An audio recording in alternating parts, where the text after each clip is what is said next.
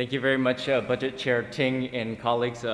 Want to echo appreciation to you, Mr. Budget Chair, for being in this position, given your experience and your background. We are very proud to have you in this capacity, so thank you very much for that. I also want to make note, similarly as another colleague previously mentioned, being in this institution when this happened before.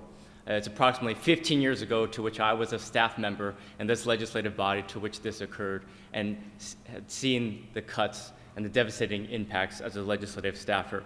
Part of the challenge that existed was that those members of the legislature only served 6 years in the terms here in the legislature, whereas now we have the capacity to think long-term, so we don't have to kick the can down the road, and we can think about the vested future that we will have an impact on. Similarly, you've seen the hope that we will get from the federal administration, the hope of the support from the federal administration. And as one of our colleagues from Baldwin Park commonly says, hope is not a strategy. We must continue to focus on what we can amongst ourselves. And I'm very proud to also hear our Republican Vice Chair state earlier that we must protect those most vulnerable. Now think about this. The community that I reside and represent, Silicon Valley, one of the most wealthy regions in the state and in the country, home to Apple, most valuable company in the state, one of the most valuable companies in the world.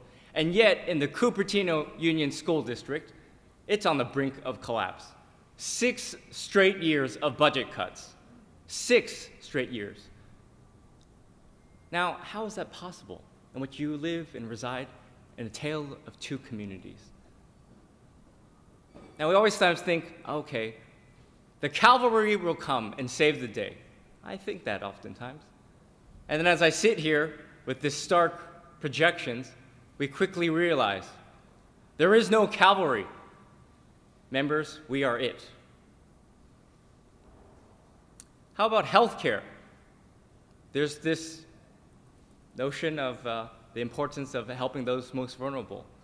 And then the governor's plan with respect to an elimination of a $30 million Medi-Cal Enrollment Navigator program, which will assist those most vulnerable getting the services that they need. And in fact, close to 90% of individuals who do not utilize this program fail to complete the application, 90%. And yet with $30 million cut, we lose an additional $30 million from the federal administration, $60 million lost. Now, in the middle of a pandemic, you would think that we would not want to limit access to healthcare, but increase it. So members, we must focus now and help identify the challenges that exist, to help rewrite the rules of the economy to make sure it works for everyone. Revenue measures must continually be on the table. You've heard from some colleagues about referencing to other revenue measures. And again, think about this notion of the California dream, to which it is possible as a 4th-generation Californian, where my grandfather, no college education, worked at Frank Fats, was able to put 4 children through school, all public schools, UC, 30 CSUs, seconds.